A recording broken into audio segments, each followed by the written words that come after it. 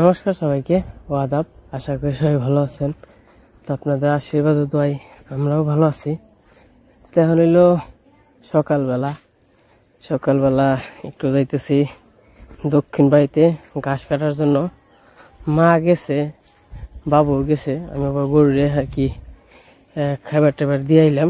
তো ওই যে গরুর ঘরে কিছু কাজ আসাল ওই করে আইলাম। তো একটু আপনাদের সাথে গল্প করি। গল্প করলে হয়তো বা ভালো লাগবো, আপনাকেও ভালো লাগবো, আমারও ভালো লাগবো। তো একটু আজকে গল্প করবো আমি বাড়িতে আসলাম কিভাবে বা কেন। আমার কি ইউটিউব করার আগে থেকে প্রস্তুতি ছিল, নাকি আমার ইউটিউব করার কোনো ছিল না ওইরকমভাবে। তো আজকে একটু বিস্তারিত আলাপ আলোচনা করবো আপনার সাথে। তো আমি যখন এসএসসি আমি দেই 2018 সালে এসএসসি। তো এসএসসি দেওয়ার পরে তো আমি এসএসসি যখন দেই তার আগে আমি আর কি কাজ করছি, রঙের কাজ করছি, কাকার নয় কাঠ মিস্ত্রি কাজ করছি। ওই পড়াশোনার পাশাপাশি আর কি মোটামুটি সব কিছুই করার চেষ্টা করছি। তো এসএসসি দিলাম 2018 সালে। 18 সালে দিয়েই আমরা পরীক্ষা দিয়েই আমরা গেলাম নারায়ণগঞ্জ কাজে। তো বর্দা মানে লিটন বর্দা ওর বন্ধু আছে, ওর বন্ধু আবার একখানে কাজ ঠিক করে দিল। তখন তো বর্দাও কিছু করে না, ইউটিউব করে না, এটা অনেক আগের 2018 সালের কথা আর কি। কাজ করে না, তো দুইজন গেলাম নারায়ণগঞ্জ জাহাজের কাম করতে। লঞ্চ জাহাজ যা আছে ওগুলো বানিবেন নিগা। তো ওই জায়গাও মোটামুটি বেশ কয়েকদিন কাজ করলাম। কয়েকদিন বলতে 6-7 মাসের মতো হইব এরকমই। তো ওই জায়গাও খুব আনন্দ করছি, কাজ করছি অনেক, মানে ডেলি হাজিরা ছিল 300 টাকা। তখনই 2018 সালে তখন 300 টাকা হাজিরা ছিল আমাকে। তো কাজ এত রোদের মধ্যে খুবই কষ্টকর। তো কাজ করাটা আসলে খুব কষ্ট হয়ে গেছে। যেরকম রোদ তার মধ্যে কি কাজ করা লাগতো আমি কই, কাটিং দিয়ে মানে যে আছে কাটার দিয়ে কাটিং করা লাগতো, লোহা শীট আর হইলো ওয়েল্ডিং করা লাগতো। তো ওই কাজটা আমার কি করছি, তো ওই জায়গা থেকে 6-7 মাস পরে আইসা পড়ছিলাম। তো আসার ঘটনাও একটু শুনেন, কেন নিয়ে আইসা পড়ছিলাম। কিন্তু ওই জায়গায় থাকলে না মনে করেন যে আমরা আবার কাজের দিক দিয়ে খুব মানে অনেকে তো অনেক 2-1 বছর ধরে রয়েছে। আমরা যে যা না করছি আমরা 3 মাসে মনে করেন যে মানে কাজটা শিখে গেছি। কিন্তু আমাকে ওই যে বেতন বাড়ানোর কথা আসাল যে 500 করে হইব, মানে 300 করে আসাল 500 করে হইব। 6 মাস আসছিলাম, 3-4 মাসে কাজ শিখে ফেলাইছি। মনে করেন যে কাজটা ওই যে মেজারমেন্টের মাপ টাপ যা লাগে, শীট মিট উঠাইতে যা মনে করেন যত ওয়েল্ডিং কাটিং এর কাজ সব মনে করেন যে হাতে এসে পড়ছিল। ওখানে এমন সময় একটা কাম হয়েছে, কামটা হইলো আপনার আমাকে যে কন্ট্রাক্টর ছিল ওই কন্ট্রাক্টরটা মারা গেছে। মারা যাওয়ার পরে আমাকে টাকা গেল 1 মাসের ফুল। এই মাসে মনে করেন কাজ করছি, আর এই মাসেও মনে করেন যে 7-8 তারিখে বেতন দিত বা 10 তারিখও হয়ে যেত মাঝে মাঝে। কিন্তু আমার কথা তো আমাকে ওটা না, আমার কথা হইলো 10 তারিখে দেখ, 12 তারিখে দেখ, 15 তারিখে দেখ, হারা সমস্যা না। যদি এই মাসের 15 তারিখ দেয়, ওই মাসের যদি আবার 15 তারিখ দেয়, মাস কিন্তু আবারে যাবেন যে আর মাসের 15 দিন পরে দিল না আগে দিল ওটা দেখার বিষয় না। কথা হলো এই মাসে 10 তারিখে দিছে, ওই মাসে তো 10 তারিখে দিব, তাহলে 10 তারিখ টু 10 তারিখ মাস, এই হলো কথা। ওই তো 8 তারিখ 10 তারিখ এরকম হয়ে গেছে। তো কাজ করছি, আমরা তো মেসে থাকতাম। মেসে থাকার পরে আমাকে খাবার বিল আছে, মেস ভাড়া আছে। মনে করেন যে কি করবো, বাধ্যতামূলক। তখন তো আমাদের ওই রকম আমাকে জানেনি তো, আমাকে আজ থেকে হয়তো বর্দার ব্লগ দেখছেন আমাদের পরিস্থিতি কি আসিল। আমরা তো এরকম কিন্তু আহামরি খালি যে আমাকে তো জমি টমি আছে, এগুলোর মধ্যে মনে করেন আমরা চাষাবাদ করে খাইছি, চাকরি বাকরি করছি। আমরা মনে করেন যে খালি কিনা খাই নাই, কিন্তু মোটামুটি আর কি চলতে পারছি। এই কি মানে কেউর কাছে যাওয়া লাগে নাই, যা ইনকাম করছে এটা দিয়ে মনে করেন যে সংসার চলছে টুকটাক। এখন যেমন এই যে একটু বাজার টাজার করে বেশি খাই, তো একটু কম খাইতাম, এই তো আর আহামরি কিছু না। এখন মনে করেন যে তখন হইলো কি হইলো, ওই জায়গায় একটা পাপ কাম করে আইছি, এটা ভগবানের কাছে ক্ষমাও চাইছি। তো আসলে ওই জায়গা পরে আর যাওয়া হয় নাই, এবং কি ও নারায়ণগঞ্জ আপনার অনেক দূর।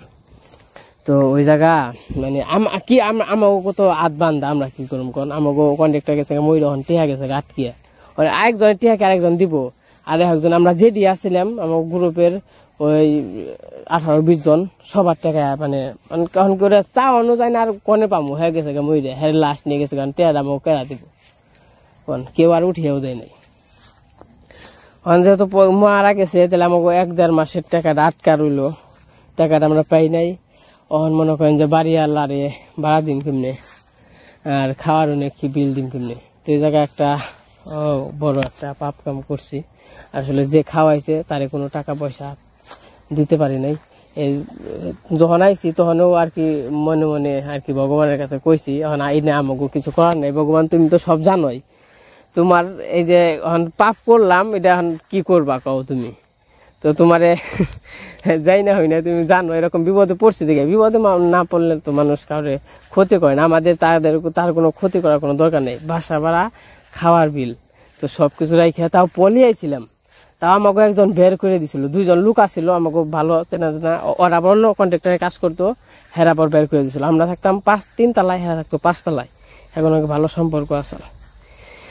তো যাই হোক আইসা পড়ছিলাম, তো সেই কথা মাঝে মাঝে মনে পড়ে, ওখান তো আর হেরা নেই, যে খাওয়াইতো হ্যাঁ উনি বাসা ভাড়া থাকতো, আর ওই জায়গা কি যাই আর যে বোঝে নিত হে নারায়ণগঞ্জের বাড়ি, কত বছর হয়ে গেছে গা, 2018 সালের কথা বলতেছি আমি। তখন কি করান যাইব, ওই জায়গায় একটা ভুল করছিলাম, পাপ করছিলাম, ভগবান জানি ক্ষমা করে দেয়। এই তো কাজ যেহেতু ইচ্ছা করে করি নাই, বিপদে পড়ছিলাম, আমরাও বিপদে পড়ছিলাম। তো ওই জায়গা থেকে আইসা বললাম, আইসা নিয়ে তারপরে চাকরিতে গেলাম হইলো ধামরাই মোটামুটি আমি 2019 সালে 18 সালে আইছিলাম, ওই তো ব্যক্তি কতদিন আসছিলাম, তারপরে ধামরাই গেছিলাম 19 সালে থেকে, মানে ধামরাই থাকি আমি 19, 20, 21 2 বছর নাকি 2.5 বছর আসছিলাম মনে নাই। ওই জায়গায় আমি যখন ধামরাই যাই তখন মামা আমার একটা চাকরি দিয়ে দিছিল, ইউনিলিভারের চাকরি, আর ওটা মনে করেন যে যত কসমেটিক সেট আছিল, মানে cosmetic item Chunu Munu powder মানে যা আছে শ্যাম্পু টেম্পু যা আছে ওগুলো সব প্রথমে যে আর কি ডেলিভারি ম্যান, মানে আমি খালি মাথায় করে দিয়ে আইছি বা করে দিয়ে আইছি, আর আমার যে বস আসছিল সে খালি টেয়া উঠাইছে। তো ওটাও 2 মাস করলাম, 2 মাস করার পরে আমার একদিন মানে ম্যানেজার ডাক দিয়ে দিল, কইলো আর আমার যে উস্তাদ হ্যাঁ ডাক দিল, কয় ওর কাজে কেমন রে, কয় কাজে তো উস্তাদ ভালো, সবকিছু পাইরে মানে চিনে, অন্যান্য সবার চেয়ে সবকিছু চাইয়ে দিছে আমার। তারপরে ওই যে বানাইলো, ওই উস্তাদ বানাইলো, ও আমার উস্তাদ তো উস্তাদ আছেই, ওর একজন অন্য হেল্পার দিল, আর আমার নাকি একজন হেল্পার দিল। ওই 3 মাস চাকরি করার পর মনে হয় 1 বছর নাকি 13-14 মাস এই চাকরি করছি। তো তারপরে থেকে আমার নাকি আবার হেল্পার থাকলো, আমি আর কি সব জায়গায় মাল মানে আমি খালি হিসাব করে গইনে কোন দোকানে কোন কি দেখিয়ে দেয় সব, মনে করেন যে ওই খালি আমার ডেলিভারি ম্যান ওটা দিত। তো এই জায়গা মোটামুটি ভালো হয়, ওই জায়গায় বেতন আছিল 7,500। তো ওই জায়গার আবার একটু উপরে আছে, মানে ভালো সেল করতে পারলে আপনার 4,000, 5,000, 6,000 এমনি করে টাকা পাওয়া যেত, এটা অফিস থেকেই দিত আর কি, যে ভালো সেল করে ওগো একটা আবার আছে কমিশন আছে। তো ব্যাকে মিলে 10-12 হাজার টাকা উঠতো। তো উঠার পরে ওই জায়গা আবার খাওয়া খরচ বাসা ভাড়া মিলে 3,000 টাকা দিতাম। থাকছে হলো আমার এক দিদির বাসায় আর কি, মাসির বাসায়। তখন মামির বাসাও থাকতে বলছিল, কিন্তু মামির বাসায় তো থাকা হয় না, বুঝছি না মনে করেন যে আমি থাকলে যে আছে মামাতো ভাই আছে, ও তো অনেক পাজি, মনে করেন যে পড়া নষ্ট হয়, আমার দেখে পড়ে না, পড়াটা বন্ধ। আমি কইছি না, ও তো আমার দিকে সাহস পায়, আর মায়ের দিকে ডরায়ও না, আমিও কিছু কেয়ারি না। আমি কই না, ও তো তাহলে হয়ে যাবো, আর পড়া নষ্ট হইব। তারপর মামারে কইলাম তাহলে আমার একটা করে দাও, বাসা দাও। ওই জায়গা মামার বাসায় আমি 2-3 মাস আসছিলাম আর কি ওই জায়গা থেকে। তারপরে কোনখানে অমনি পাওয়া যায় না, মানে ব্যাচেলার তো, আবার যেগুলো পাওয়া যায় ওখানে ভালো লাগে না, এইলে যাইলে একবারে অবস্থা ভালো না। তো তারপরে আর কি মাসিগো বাসায় রইলাম, মানে আমাকে মামির মাসিগো বাসায়। ওই জায়গা থেকে ওন থেকে ডিউটি করলাম। ডিউটি করার পরে আবার ওই দিদি আবার একটা আমার চাকরি দিয়ে দিল হলো একমি কোম্পানি, ওষুধ কোম্পানি, একমিতে চাকরি দিল। ওই জায়গাও বেতন হইলো, ওই জায়গা আবার ডেলি হাজিরা, মনে করেন যে 255 টাকা হাজিরা। ওই জায়গায় কাজ করলাম। তো ওই জায়গাও খুব সুন্দর চাকরি, ওষুধ কোম্পানি তো বুঝেনি, সকালে চা নাস্তা তো আইটেম আছে, আবার দুপুরবেলা খাওয়া, সেই খাওয়া ভিআইপি খাওয়া আর কি। তো আমার ডিউটি আসছিল মনে করেন যে 8 ঘন্টা, 8 ঘন্টা না 12, প্রথমে মনে করেন যে 6 মাস থাকে 8 ঘন্টা করে, 6 মাস থেকে 12 ঘন্টা এরকম। যেমন 7টার সময় ঢুকতাম অফিসে, আবার 7টার সময় বেরোইতাম। আবার যখন কিনা ডিউটি কমে যায় বা 6 মাস ডিউটি কম থাকে, তখন এ শিফট বি শিফট করি। একদিন যাই হলো সকাল 6টায় থেকে 2টা পর্যন্ত, আর একদিন মনে করেন যে 2টায় থেকে রাত 10টা পর্যন্ত, এরকম চলতে আসি। তো খুব দিনকাল খুব ভালোই যায়, চাকরি বাকরি। ওটার পাশাপাশি আমি বলি যে ইন্টারে ভর্তি হয়েছিলাম। ইন্টারটা করছি যেহেতু চাকরি করি, তাহলে পাশাপাশি একটু ইন্টারে ভর্তি হই। আমরা তো ছাত্র ওইরকম আহামরি না, আমরা মোটামুটি আর কি টুকটাক জানি চলার মতো আর কি। ওইরকম যে হ্যাঁ আমরা ওইরকম লেখাপড়াও করি নাই, আর এবং কি ওই কোনোদিন প্রাইভেটও পড়ি নাই। প্রাইভেট পড়া গেলে তখনই আমাকে বাজারে আসাল মনে করেন যে আমরা যখন ক্লাস 9 থেকে প্রাইভেট পড়ি, তখন 700 টাকা করে পড়াই, তখনই 700 টাকা করে, তাহলে বুঝেন। তো এত টাকা দিয়ে আসলে পড়া সম্ভব হয় নাই সত্যি কথা বলতে। তো যেমনি যতটুকু পারি আমরা মোটামুটি করে পাস করে আইছি, এটাই আহামরি কিছু না, এটা আসলে স্মরণের কথা না। আমরা ভালো ছাত্র ছিলাম না, আমরা মোটামুটি আর কি, যতটুক না হয় না অতটুকুই আর কি। তো ইন্টারটা কমপ্লিট করছি আর চাকরি করছি। তারপরে মনে করেন যে চাকরির পাশাপাশি আবার গেলাম হইলো, মুখ দিয়ে মশা গেছে। আবার গৌতম দাদা এক সময় ফোন দিল, আমি আবার দাদা করেছিলাম এটা চাকরি মাকরি দিয়ে থাকলে। আবার ওন থেকে ধামরাই থেকে আবার গেলাম, দাদা ফোন দিছে, কইলো আয় তোর নিয়ে চাকরি আছে, চাকরি করে দেয়। এটা আরো আগেও আসছিল, তখন বয়স কম আসাল থেকে চাকরিটা হয় নাই। তো তখন আবার দাদার নিয়ে গেলাম নারায়ণগঞ্জ, আবার মেট্রোতে চাকরি করলাম। ওই মেট্রোতেও মোটামুটি বেতন তো 8,000 টাকা, মোটামুটি ওভার টাইম দিয়ে ওই 14,000 15,000 টাকা পড়ছে প্রতি মাসে। বাসা ভাড়া খাওয়া খরচ গেছে মনে করেন যে 3,000 আর 1,000, 4,000 টাকা করে গেছে প্রতি মাসে। তো 8,000 9,000 10,000 করে থাকছে এরকম। বাড়তে বাড়াইছি 5,000 করে, মা বাবার হাত খরচ 5,000 করে বাড়াইছি। আর মনে করেন যে আমি চলছি ফিরছি, ওই তো এমনি করে আর কি দিনকাল গেছে ভালোই।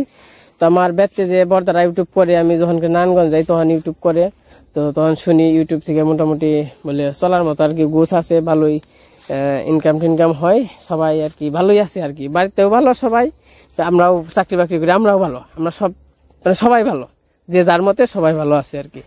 তো এই জায়গা থেকে আমার আবার সমস্যা হয়ে বললো, এভেন্টিসাইড হইলো।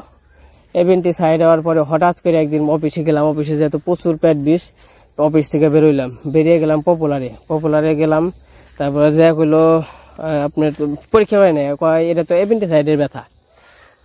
কইলো, আমি আবার বললাম, কইলাম তাহলে অটল দা, কইলো তাহলে এনে তুমি থাইকো না, তুমি ব্যর্থ যাও গা। অটল তারপর কত দূর দিয়ে গেল, দিয়া যায় গাড়িতে উঠে দিয়ে গেল, ডাইরেক্ট করে পড়লাম চান্দরা থেকে মির্জাপুর এলাম, বর্দার কৃষ্ণ গেছাল মির্জাপুর আর কি আনবার নিগা রেত হয়েছাল, 10টা 11টা বাজছাল গেছাল। ওই তো এখান থেকে হেনে এভেন্টিসাইডের ব্যথা হইলো।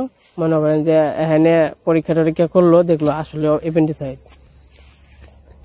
তারপরে মনে করেন যে করলাম, ওন থেকে অপারেশন করলাম। অপারেশন করতেও 14-15,000 টাকা লাগছিল। আমি আবার বেতন পাইছিলাম, আর বর্দার হাওলাত দিছিল 5,000 টাকা। এই সব মিলে হয়ে গেল, ব্যর্থ এলাম।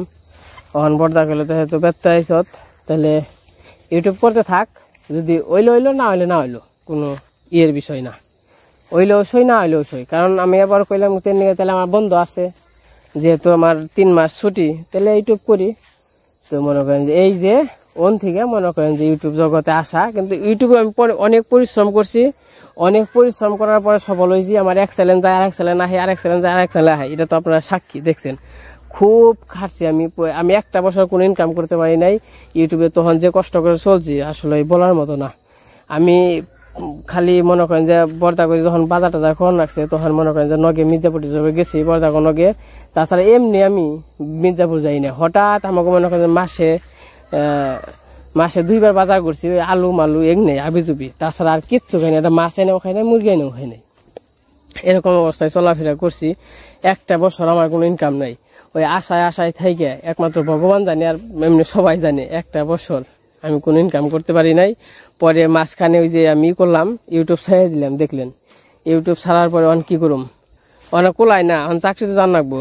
তারপরে কইলাম না চাকরিতে যাই, আবার গেলাম চাকরিতে দাদার অনে, দাদা আবার কোনা বাড়ি আইছে, তখন কইলাম দাদারা চাকরির ব্যবস্থা করে, নখন তো আমার আর কুলি বেনছেন, এমনি আর কয়দিন থাকুম। আবার গেলাম, আবার না কইলাম দাদা যে বাসায় যেহেতু আইসি আরেকটা চান্স দিই, কয় আরেকটা চান্স তাহলে দেই গায়, যদি না হয় আর একটা মাস দেই গায়, না হলে চাকরি দিয়ে দিন না। আবার পড়লাম, তখন থেকে হ্যাঁ তুই আবার বিয়ে করলাম, বিয়ের পর আবার ইউটিউব শুরু করলাম। আজকে আমি সফল আপনাদের আশীর্বাদ দোয়াই। এই তো আমাদের কাহিনী, জীবন কাহিনী কিছু শুনাইলাম। এর মধ্যেও আমি তো শর্টকাটে বলছি আপনাদের, এর মধ্যে মাঝখানে অনেক কাহিনী আছে, কষ্টের মেলা কাহিনী আছে। আসলে জীবনটা হইলো কষ্ট সুখ মিলাই জীবন। আমি যে খালি কষ্ট করছি আমি একা, আমি কিন্তু একা কষ্ট করি নাই, সবাই আমার মতো, আমার আরো সবাই কষ্ট করে, আমার চেয়ে অনেক বেশি বেশি কষ্ট করে। আবার অনেকে আছে আমার কাছে অনেক সুখ করে। মনে করেন যে কষ্ট মানুষের সুখ দুঃখ মিলাই জীবন, আমি খালি একা কষ্ট করছি তা না। তো এইলো ইউটিউবে আসা, ইউটিউবে এসে এখন সফল, আপনারা পাশে আছেন, সবাই দোয়া করবেন, আশীর্বাদ করবেন। তো আজকের ভিডিও এই পর্যন্তই। এখন ঘাসও কাটছি, আপনার কোনোকে ফাঁকে ফাঁকে কথাও কইছি, এই যে এখন আর কি ঘাস কাটুমু। যাই হোক, আজকে ভিডিও আর বড় করবো না, আজকে এই পর্যন্ত। আর আমার মা তো অনেক পরিশ্রম করে জানেনি। সবাই ভালো থাকেন, সুস্থ থাকেন, সবাইকে অসংখ্য ধন্যবাদ। মা আছে দেখে মনে করেন যারা এত দূর আসতে পারছি। আমার মা যেরকম অন্য কাজের, আমাকে মাও কাজের, সবাই মিলে আর কি ভালো আছি।